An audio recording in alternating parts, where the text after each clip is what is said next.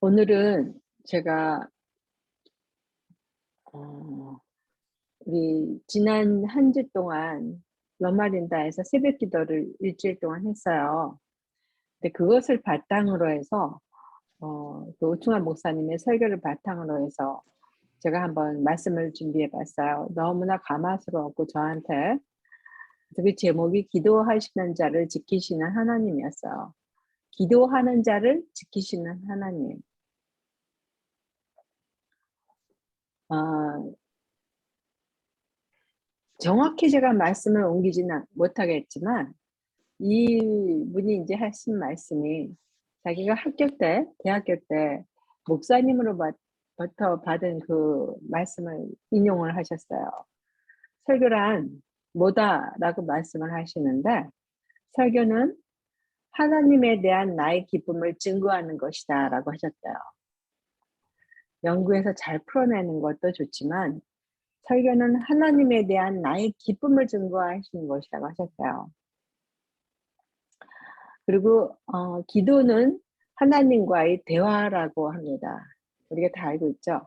그래서 이 설교에 대해서 제가 이 말씀을 딱 받으면서 설교 요번 주말에 우리가 사이니스 교인들하고 같이 말씀을 나눠야 되는데 설교 좀 드려야 되는데 어떻게 해야 되나 생각을 하고 기도를 하면서 하고 있었는데 이 말씀을 딱 주시는 거예요. '아 하나님에 대한 나의 기쁨을 증거하는 것이 설교구나.' 해 갖고 마음에서 탁 열쇠가 풀리는 것 같았습니다, 저한테는.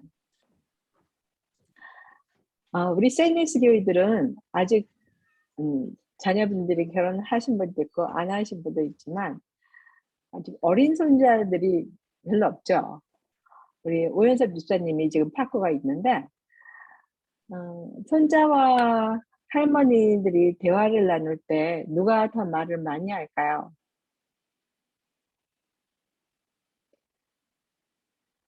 주로 할머니가 말을 많이 하게 됩니다. 그쵸? 할머니, 할아버지가. 오연섭 집사님, 이제 한 살 남은 파코와를 하고 대화를 나누시나요?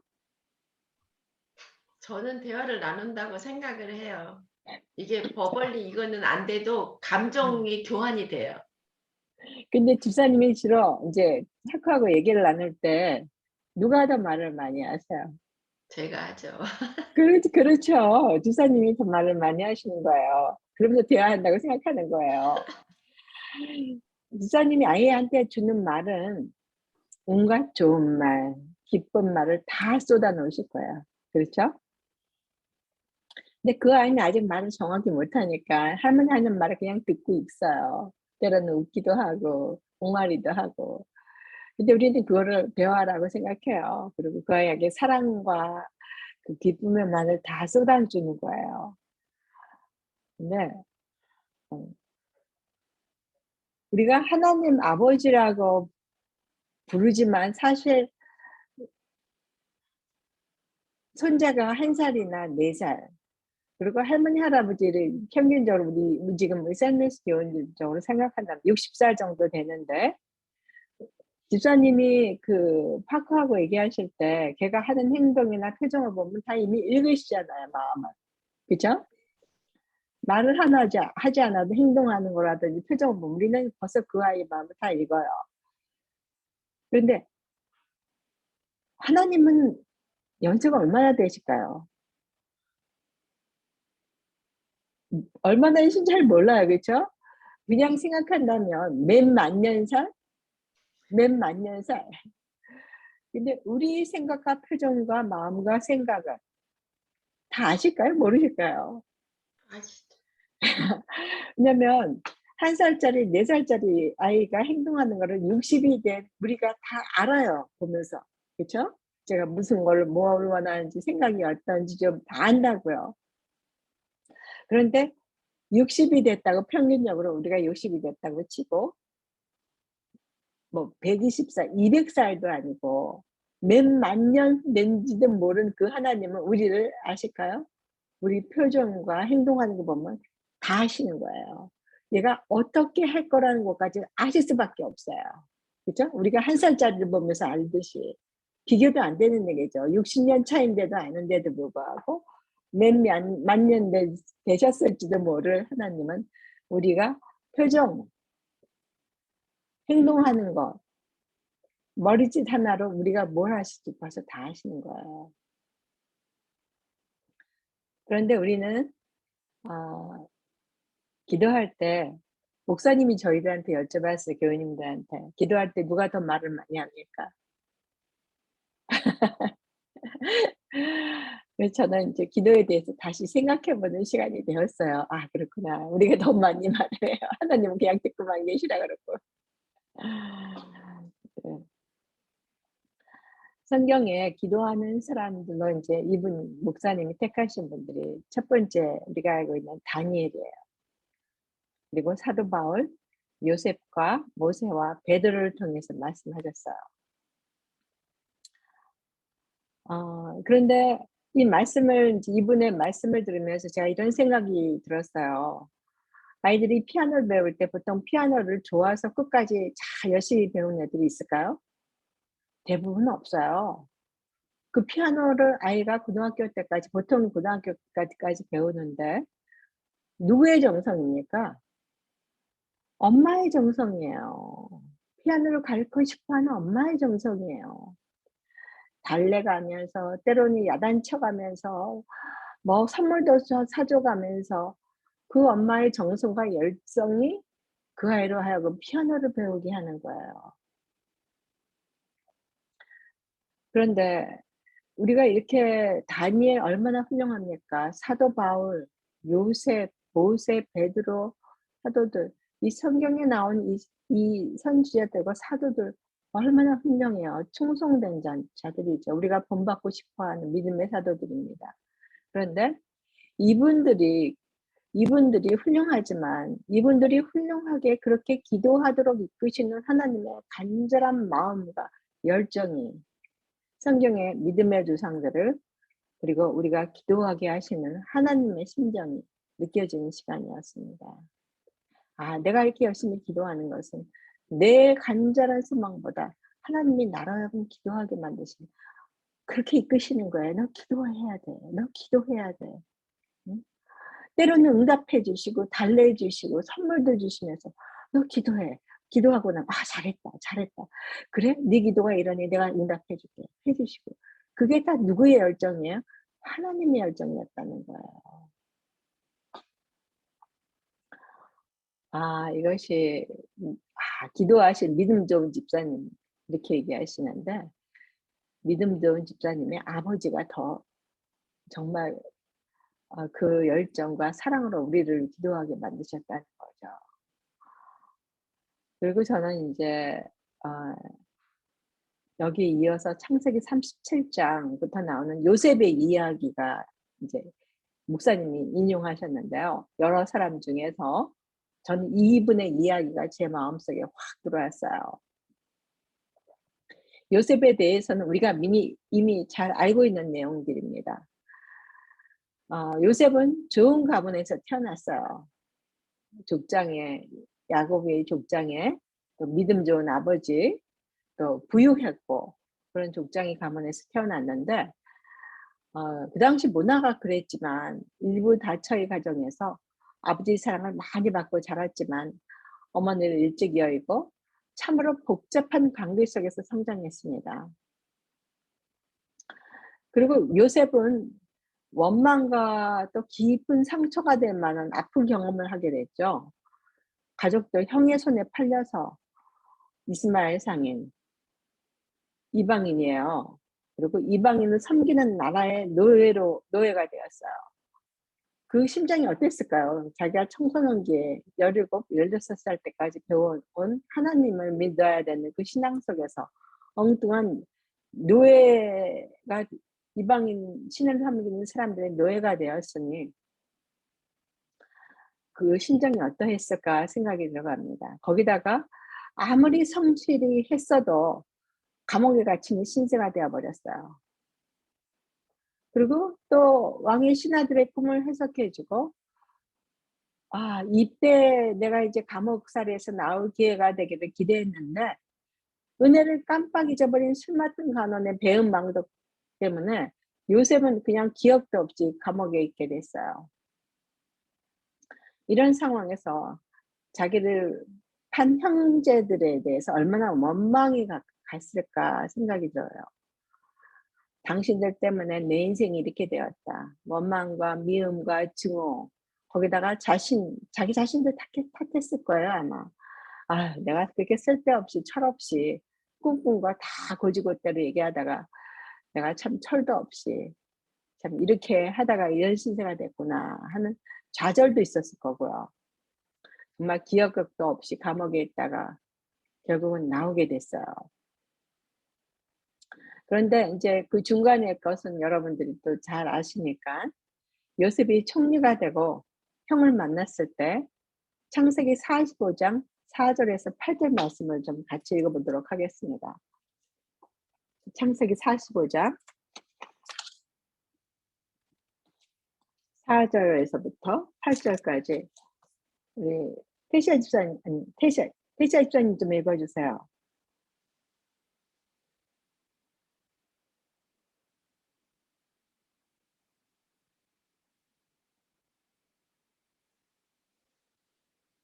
집사님 뮤트 뮤트 뮤트 풀어주세요. 됐어요.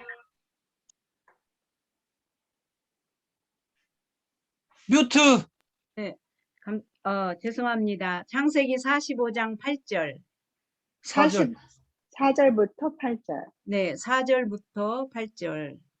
요셉이 형들에게 이르되 내게로 가까이 오소서. 그들이 가까이 가니 가로되 나는 당신들의 아우 요셉이니 당신들이 애굽의 판자라. 당신들이 나를 이곳에 팔았으므로 근심하지 마소서. 한탄하지 마소서. 하나님이 생명을 구원하시려고 나를 당신들 앞서 보내셨나이다. 이 땅에 2년 동안 흉년이 들었으나 아직 5년은 기경도 못하고 추수도 못할지라. 하나님이 큰 구원으로 당신들의 생명을 보존하고 당신들의 후손을 세상에 두시려고 나를 당신들을 앞서 보내셨나니 그런즉 나를 이리로 보낸 자는 당신들이 아니요 하나님이시라. 하나님이 나로 바로의 아비를 삼으시며 그의 온 집의 주를 삼으시며 애굽 온 땅의 치리자를 삼으셨나이다. 네, 네, 감사합니다. 결국 이 내용을 보면 당신들이 나한테 이렇게 나쁜 짓을 해서 내가 여기 와서 이렇게 고생을 하고 있었지만 그것이 하나님의 섭리였다는 거예요. 당신 탓이 아니라 이 모든 것이 하나님의 섭리였다라고 말하고 있어요. 이 말씀을 통해서 저는 저희 과거에 인도하신 모든 것이 하나님의 섭리였다는 것을 다시 한번 깊이 깨닫는 시간이 되었어요. 그동안 제가 교회에 들어와서 나름대로 열심히 일하고 말씀대로 순종하고 살려고 노력했는데도 불구하고 있던 나의 실패감과 그리고 나다른데 열심히 사역을 담당하고 있을 때 정말 나를 힘들게 했던 사람들이 모두 나를 하나님 안에서 나를 만들어가는데 필요한 도구로 하나님께서 사용하시고 허락하신 섭리였다는 것이었어요. 이런 생각이 들어가면서 교회 내에서 제가 일을 할 때 정말 가족이나 친척 동창도 없이 어디 하나 기댈 곳이 없던 그리고 그래서 어떨 때는 참으로 답답한 가슴을 함께 나눌 수 있는 사람도 없을 때 하나님만 바라볼 수 있도록 만드신 것이 하나님의 섭리였다는 것을 깨닫게 됐어요. 그래서 제가 그 상황을 물론 이제 그전에도 하나님께서 나를 정말 내 주위에 기댈 곳이 없게 만든 것이 참 감사하다라는 생각은 했지만 나를 힘들게 만든 사람들에 대해서도 물론 제가 미워하거나 원망하지 않았어요. 하지만 그분들이 피하고 싶은 심정이 있었어요. 그분들에 대해서 피하고 싶었던 심정이 있었는데 그런 것들이 다 하나님께서 허락하신 섭리였다는 것을 깨달으면서 제 마음속에 그 부담이 다 녹아내린 것 같았어요. 그리고 오히려 이제는 그 연세가 들어가시는 분들을 보며 안쓰러운 마음이 들었어요. 그날 저는 정말 참으로 오랜만에 기도 시간에 아주 정말 많은 눈물을 흘리게 됐어요. 이렇게 뭐랄까요? 울음이 터져 나오는데 같이 옆에 이제 새벽기도 시간이니까 기도하시는 분들이 있으니까 제가 억지로 참았어요. 그 소리를 내지 않기 위해서. 그리고 저는 그날 그 기도 시간에 다른 기도를 할 수가 없었어요. 얼마나 눈물이 나오는지, 그리고 제 마음속에 있던 그 큰 부담을 내려놓게 됐어요. 그리고 현재 제 상황에 대해서 하나님의 섭리로 받아들이게 되니 감사한 마음뿐이었어요. 여러분들은 어떠신지 모르지만 저는 마태복음 25장의 달란트 비유를 읽으면 늘 마음이 어딘가 무거운 것을 좀 느꼈어요. 나에게 주신 재능이 무엇인지 잘 모를 때도 있었고, 그리고 그것을 잘 활용해서 주님께 내놓을 것이 있어야 하는데 하는 제 자신을 보면 뭐 그렇게 이뤄놓은 것도 없이 세월만 가고, 옛날에 실수하고 실패했던 기억들이 후회감이 슬며시 깔려 있으면서 하나님 앞에 죄송하고, 그런 기회를 주셨는데 내가 잘 활용하지 못했던 거에 대한 죄책감이 마음 한구석에 있었어요. 근데 아마 저뿐만 아니라 여러분도 그런 마음이 들 때가 있었을 겁니다. 그래서 마태복음 25장의 탤런트 비유를 보면 왠지 조금 미안한 마음이 들고 꺼리긴 마음이 들었어요. 내가 다 못하고 있구나 하는 생각이 들었고. 그런데 주님이 나를 보시는 관점은 내가 무엇을 이루었느냐가 아니라 내가 너에게 부여한 재능과 재물과 가정, 직장을 잘 지키고 무엇을 했느냐 내놔봐 라고 하시는 것이 아니라 내가 어떠한 상황에서도, 가정에서든지 직장에서든지 교회에서든지 사회에서 어떠한 상황에서도 내가 내 안에, 네가 내 안에 내 말이 너희 뿌리가 되어져 내려 있었니? 너희 마음이 그 힘들고 괴롭고 힘들 때도 나를 향하고 있었느냐는 것이었어요. 하나님께서 저를 보시는 가치는 십자가뿐이었어요. 예수님께서 치르신 그 엄청난 가치를 통해서만 저를 보신다는 것이었어요. 이거 왜 모르겠습니까? 여러 번 듣고 또 그렇지라고 수긍했고 감사했던 일이죠. 그런데 제가 이 땅에서 이뤄놓은 것은 그 십자가를 향해서 가는 길을 따름이라는 것을 제가 다시 한번 깊이 깨달았어요. 각자 무엇을 했던지 평범한 직장 생활, 직장인으로서 혹은 뭐 그냥 가정주부로서 혹은 사업마다 잘 안 되어서 무력하게 살았든지, 훌륭한 교수가 됐든지, 정치인으로서 역사에 남은 인물이 되었든지, 주님이 나를 보시는 것은 내가 어떠한 위치에 있느냐가 아니라 그 모든 어려운 순간이나 행복하고 명예로운 순간에도 때로는 약간 흔들릴지 모르지만 결국은 내가 십자가로 돌아와 그리스도의 은혜의 뿌리를 내리고 있느냐는 것이 주님이 저한테 요구하시는 것이었어요. 그러면 우리는 성공한 것이었어요. 하나님의 눈은 내 안에 있는 보물이신 그리스도가 있느냐 없느냐 그것 가치만 따지시는 것이었다는 것이죠.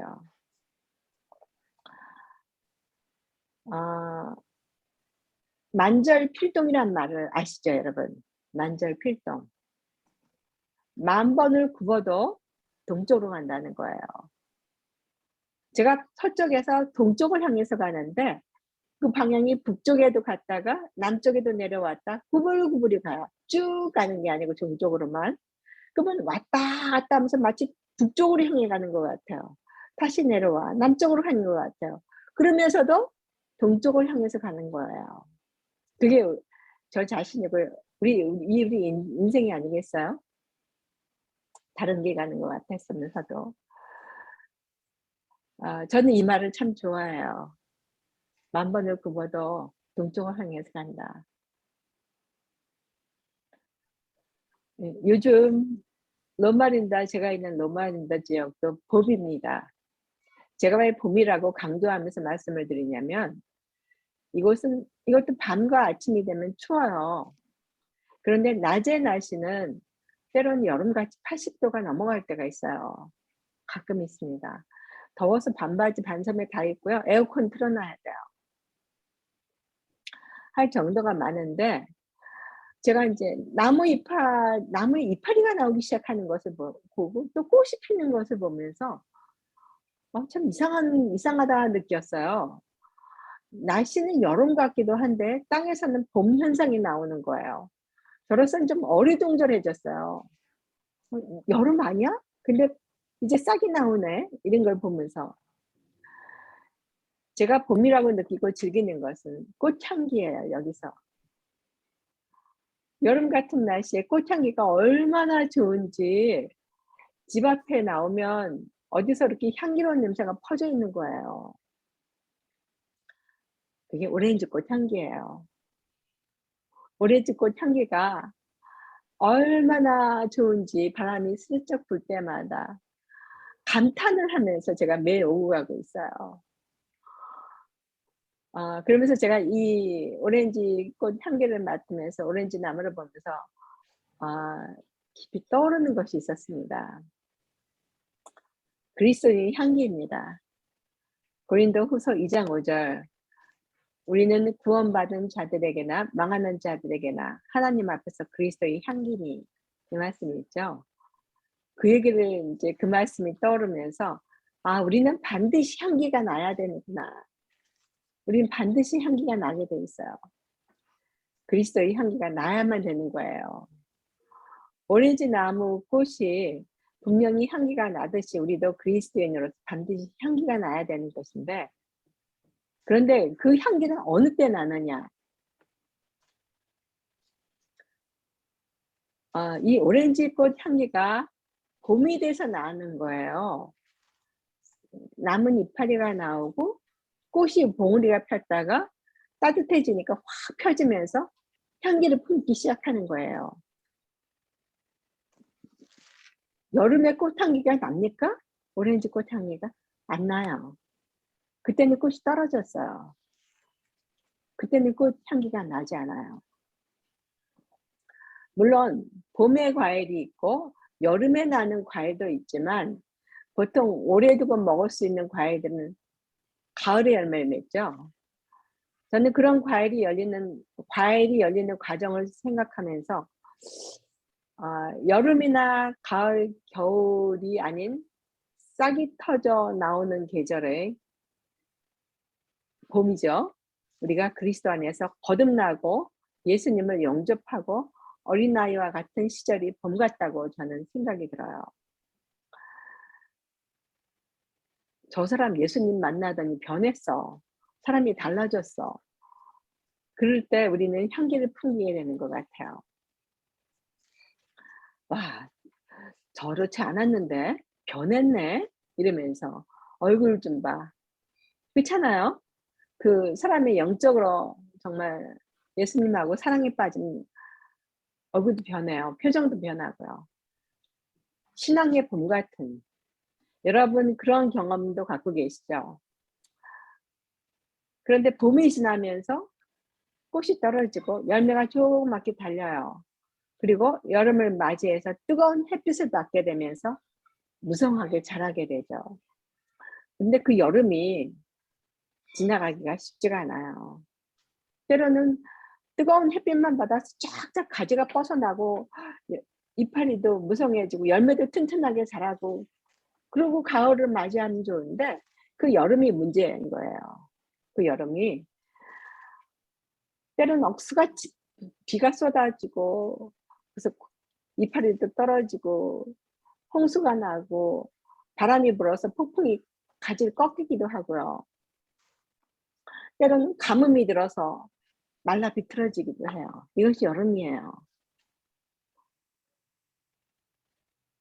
그 고통의 순간을 지나는 것이 우리가 신앙을 키워가는 순간이라고 생각이 들어요. 예수님 영접하고 새로운 세상에 눈을 뜨고 완전히 내가 변화된 것 같고 교우들에게 사랑도 많이 받지만 성장해 나가면서 그때부터는 손님으로서가 아니라 주인으로서 훈련을 받는 기간이라고 비유하게 됩니다. 성장통을 겪는 시기라고 할 수 있죠. 그 험한 여름을 잘 견디고 나면 성장한 열매가 가을에는 익어가는 계절이 됩니다.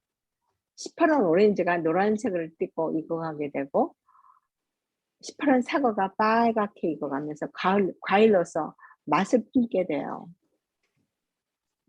여기서 저는 이제 이 그리스도인 향기에 대해서 생각했다가 여기서 떠오르는 말씀이 갈라디아 5장 22절이었어요.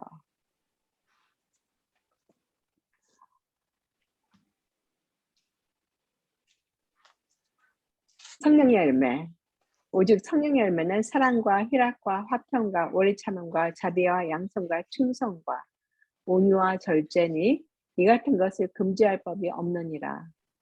그리스도 예수의 사람들은 육체와 함께 그 정과 욕심을 십자가에 못 박았느니라. 이것이 우리가 나무에 달려있는 우리의 열매가 된다는 거죠. 그래서 주님이 보시는 것은 고난과 시련을 통과하면서도 그리스도에게 붙어있던 우리의 열매입니다. 근데 그 열매는 장식이 필요하지 않아요. 아무리 과일을 포장을 잘 했어도 여러분들이 선물 이제 어디 집에 방문 가거나 다른 분한테 선물할 때 과일 포장이 잘 된 과일을 선물을 하죠. 보통 박스에 있는 것들. 근데 아무리 포장이 잘 돼 있는 멋진 과일 상품이라 할지라도 과일이 맛이 없으면 과일로서의 가치가 없어요. 그렇죠? 제가 요즘 여기서 정말 즐기는 과일이 있어요. 여러분들한테 말씀드렸겠지만 오렌지예요. 오렌지하고 오르블랑코라는 과일이에요. 전 여기서 오르블랑코라는 거 처음 이름을 들었어요. 아마 포토메. 이름 다른 것들은 나오는 것 같아요. 시장에는요. 약간 노스름하고 크기는 이렇게 뚱뚱하게 커요. 근데 속을 까보면 요만큼밖에 안 돼요. 한 주먹밖에 안 돼요. 모습은 이만한데.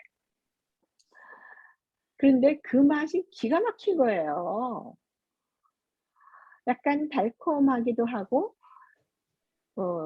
그레이프루트보다는 덜 쌉싸름하고 이런 굉장히 주시하면서 너무 맛있어요. 그 과일이. 근데요, 이 과일 모양이 보니까 농장에서 다 익어서 떨어졌거나 딴 과일이에요. 여기서 현지에서. 여기 수없이 오렌지 맛이 많으니까 현지에서 익어서 떨어졌던 과일이거나, 왜냐면 흙이 묻어 있어요. 이렇게 보면 이제 여기 교회 집사님들이 벌크로 오다를 해갖고 같이 단체로 오다를 해갖고 저희가 구입할 수가 있어요. 보면 오렌지나 이런데 흙이 묻어 있어요. 그러니까 떨어져서 죽은 것, 떨어진 과일들 아깝잖아요. 그걸 다 주워서 이렇게 싸게 파는 것 같아요.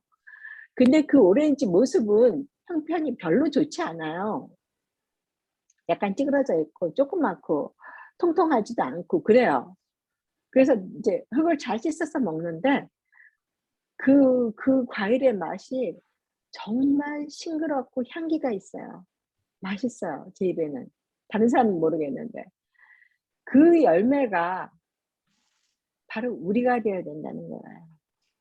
저는 그렇게 생각하고, 그래서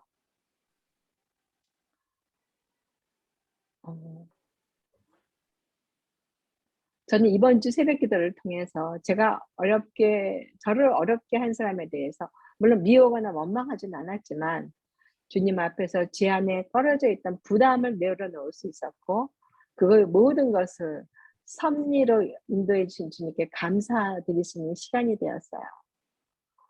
그리고 나 스스로 내가 세상의 눈으로 나 자신을 평가했던 시선으로부터 사람들이 보는 평가 수준이 아닌 하나님께서 나를 보시는 가치를 깨닫는 귀중한 시간을 갖게 되었어요.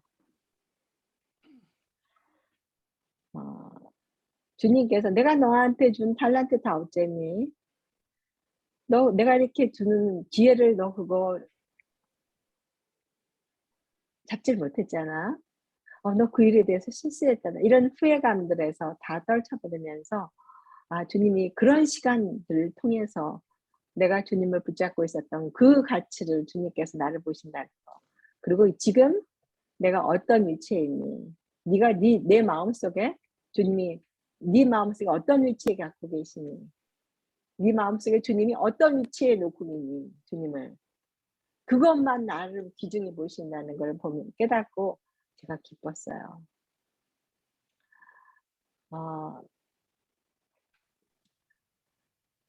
저로 제 자신을 세상의 눈으로 나 자신을 평가했던 것으로부터 자유를 느끼게 됐어요.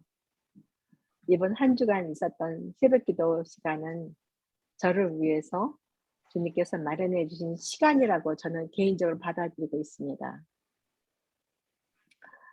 교회에 나가 기도하는 사람은 지키시는 하나님을 다시 한번 경험하는 소중한 시간이었고, 그래서 진정으로 감사했습니다.